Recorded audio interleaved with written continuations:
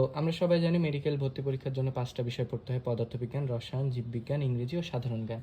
এখন যদি নাম্বারের বিষয়ে বলি, পদার্থবিজ্ঞান 20 নম্বর, রসায়ন 25, জীববিজ্ঞান 30, যেটি উদ্ভিদ বিজ্ঞান এবং প্রাণীবিজ্ঞানে ভাগ করা, ইংরেজি 15 এবং সাধারণ জ্ঞান 10 মার্ক। তো এই 30 মার্কে যদি ভাগ করি তাহলে 15 আসার কথা, কিন্তু যেহেতু মেডিকেল সেক্টর প্রাণীর শরীর নিয়ে বিভিন্ন পড়াশোনা করা হয়, সো এই প্রাণীবিজ্ঞান অংশটুকু থেকে সাধারণত কিছু প্রশ্ন বেশি আসে।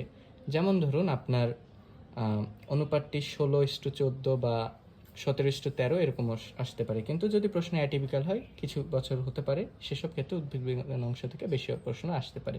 তো যদি একটি করে বই কেউ এখনই ফলো করতে চায়, যে এই একটি বই পড়ে আমি মেডিকেলে প্রস্তুতি নেব, একটি বইকে সে বেস বা গ্রাউন্ড বই হিসেবে ফলো করবে, তাহলে ফিজিক্সের জন্য সেই ইসাক স্যারের বইকে ফলো করতে পারে, কেমিস্ট্রির জন্য হাজারি ও নাগ স্যারের বই, উদ্ভিদ বিজ্ঞানের জন্য আবুল হাসানের বই, প্রাণীবিজ্ঞানের জন্য গাজী আজমত স্যারের বই।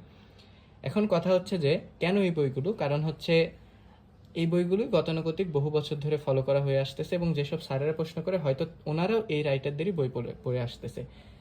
এখানে পদার্থবিজ্ঞান ইসাক স্যারের বই কেউ ফলো না করতে চাইলে তার বদলে তপন স্যারের বইটিকেও ফলো করতে পারে, সেটি তাকে এইচএসসিতে কনসেপ্ট ক্লিয়ারে অনেকটা আগায় রাখবে, কিন্তু তার পাশাপাশি ইসাক স্যারের বইয়ের এমসিকিউটি তাকে সলভ করতে হবে। হাজারি ও নাগ স্যারের বইয়ের পাশাপাশি সে চাইলে আহসানুল কবির স্যারের বইটি ফলো করতে পারে। কিন্তু উদ্ভিদ বিজ্ঞান ও প্রাণীবিজ্ঞানে আবুল হাসান স্যার এবং গাজী আজমত স্যারের বইয়ের কোনো বিকল্প নেই।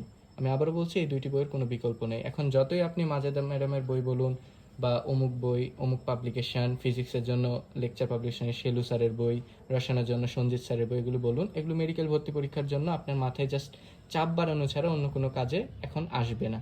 এবং ইংরেজি এবং সাধারণ জ্ঞানের জন্য ইংরেজি প্রশ্ন